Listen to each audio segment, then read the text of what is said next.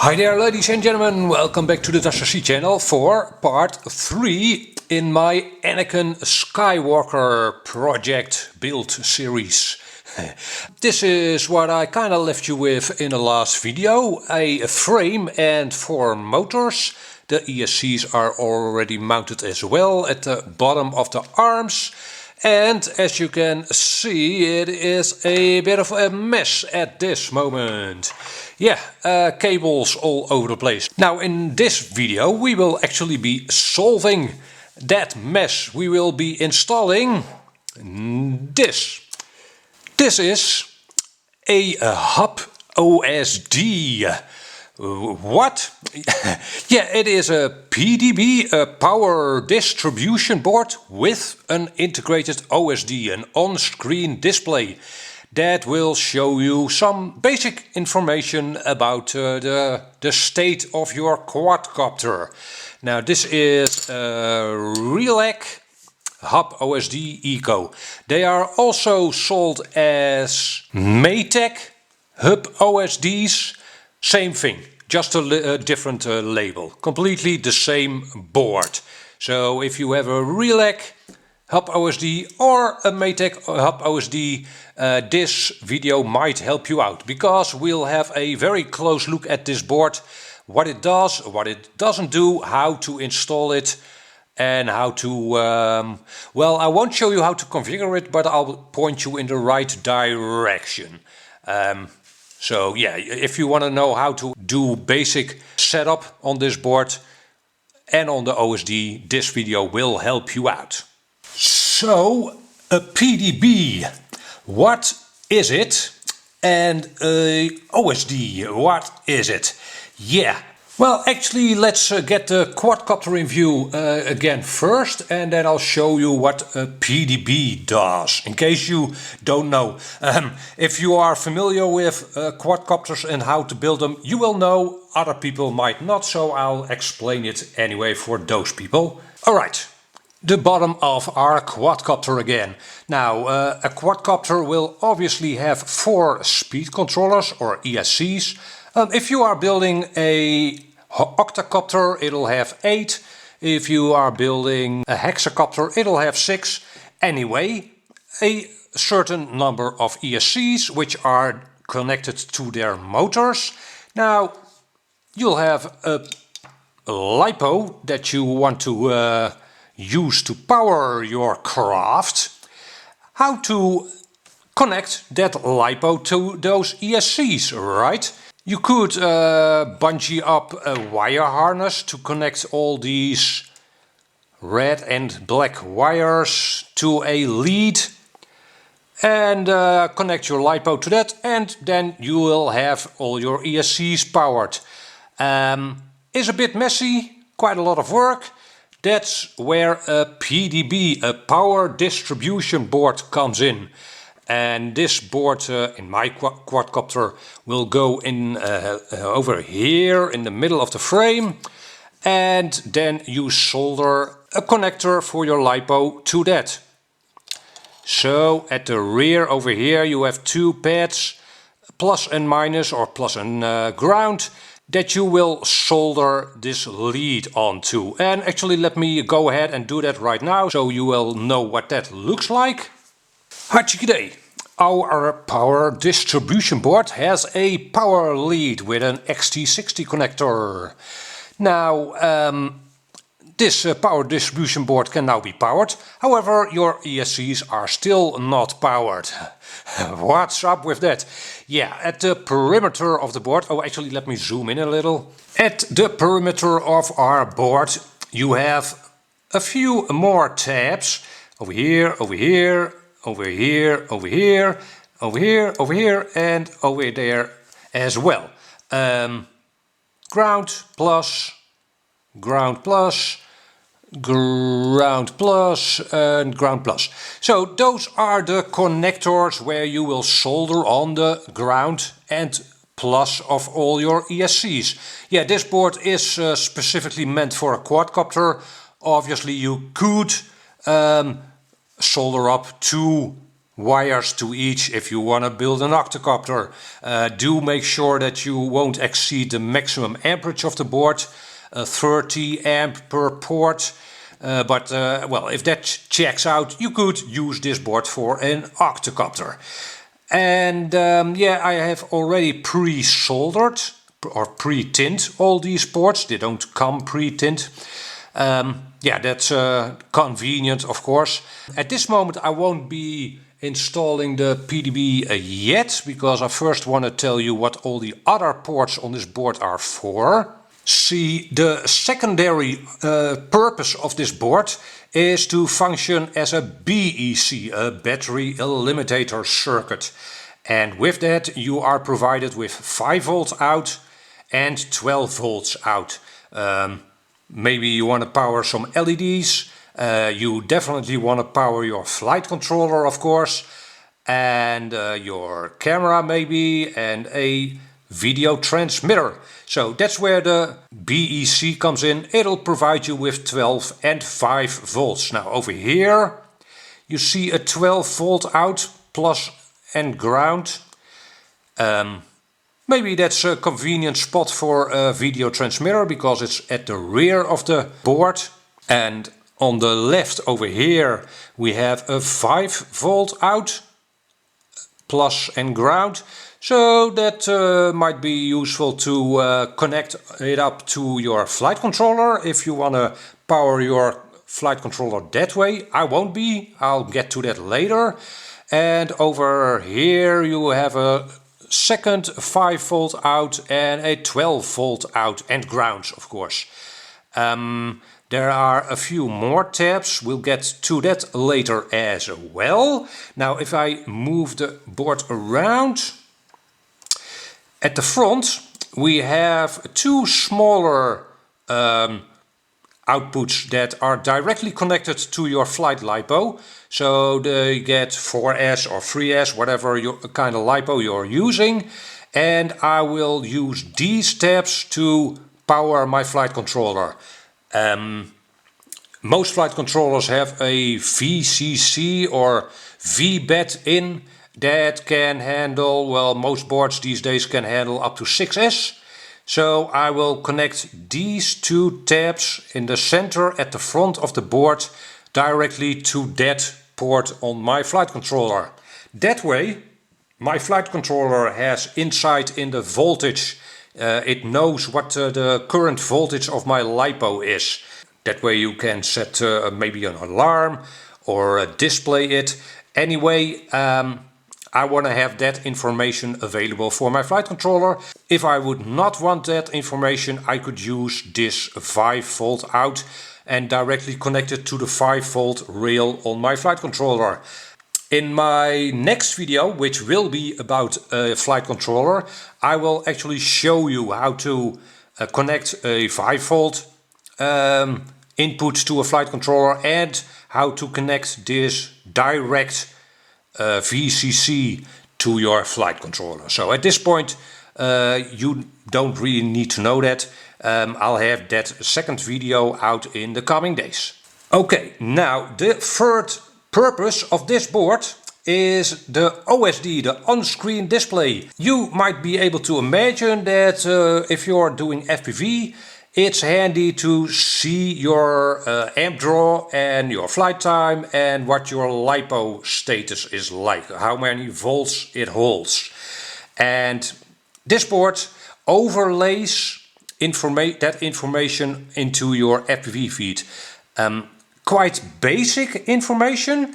There are more elaborate OSDs. This OSD only shows you the basic stuff. And actually let me show you what it actually shows. As you can see here, it shows you the flight time, it shows you how many volts, it shows you how many milliamps it has drawn on the right, and at the left you see an indication of the amps it is drawing at this moment and the voltage of your LiPo. Now at the Top left you can also show a pilot's name or any kind of other name, maybe the name of your quadcopter. However, you do need to set this board up with a USB adapter that doesn't come with this board. Now that I mention it, let me show you what does come with this board. Alright, these are the accessories that come with this Realacc board. Some standoffs to mount the board and some screws, and a capacitator which you will have to solder onto the board, maybe for instance to where your battery lead is connected over here or like so, and that will act as a buffer. If your quad draws more amps than your lipo can provide, this capacitator will, well, kind of act as a buffer for that. Do install this capacitator. Like I said, it's supplied with the PDB, and it will make your video, especially on punch outs for instance or in breaks, it'll make your video less twitchy. Okay, let's see. This capacitator, as you can hopefully see, has a white side. That's the ground side.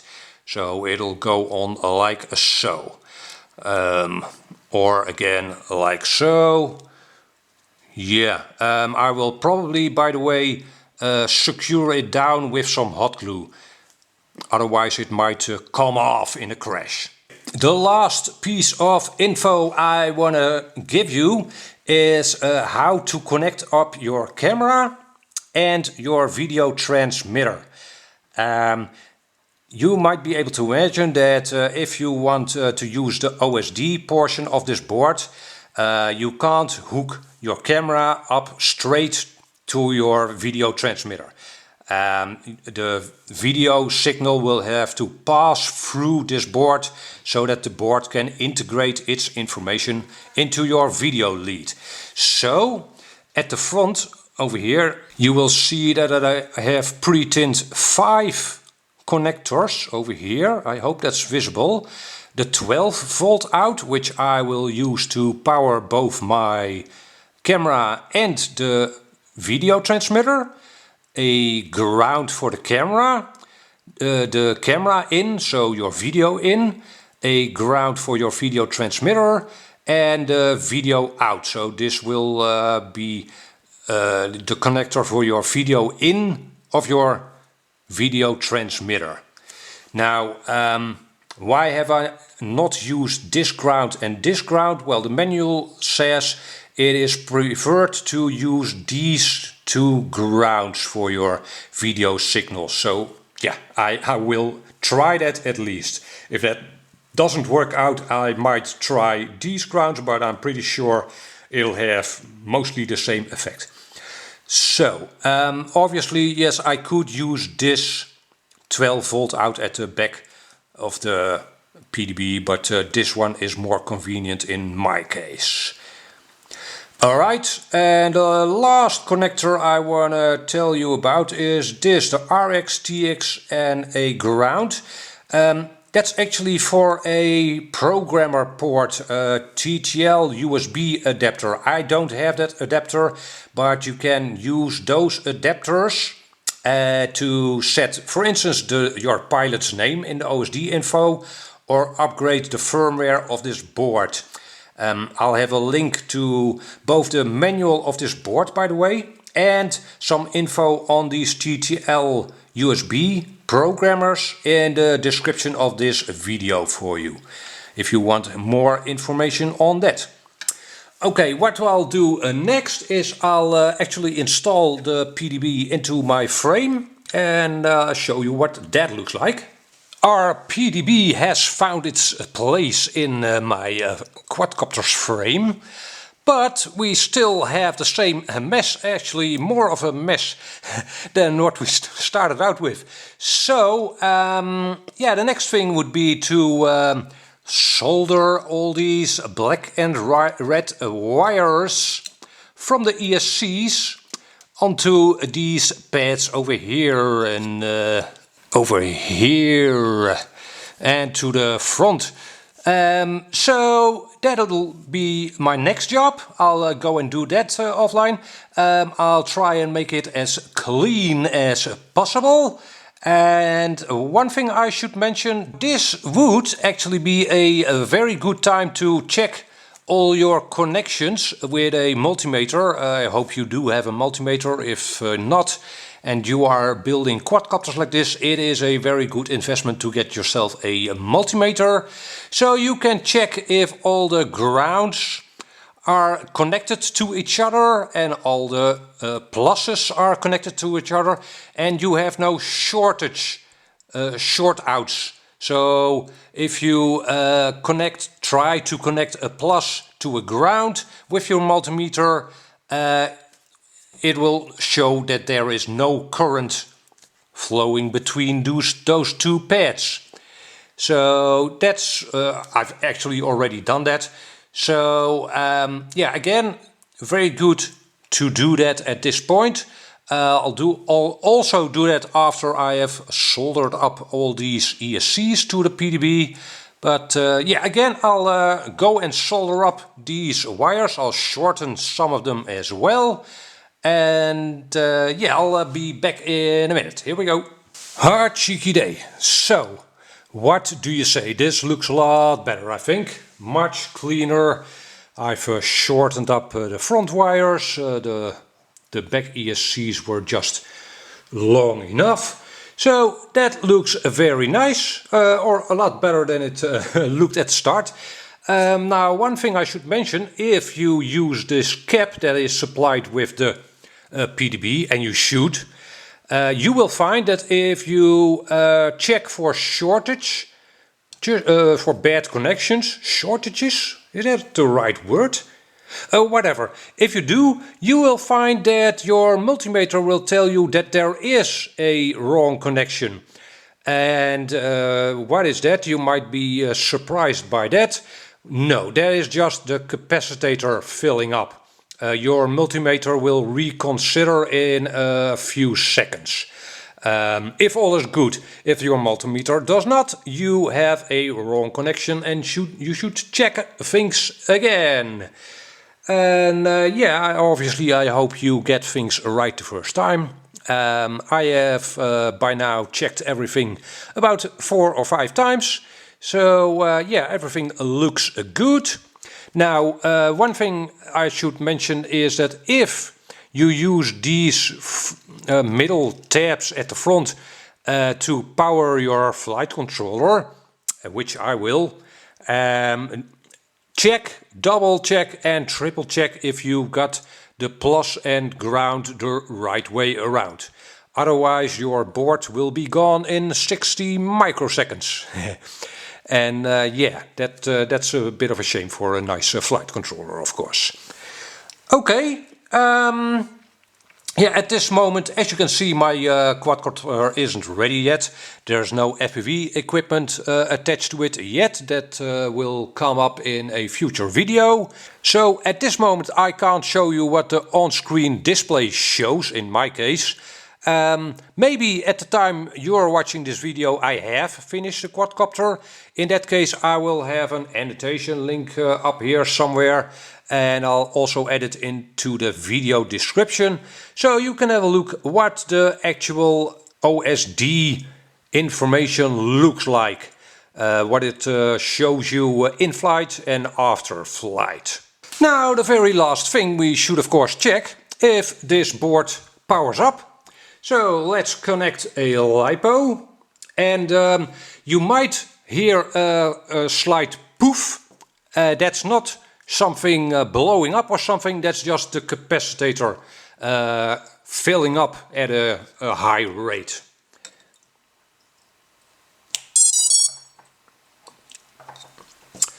There you go.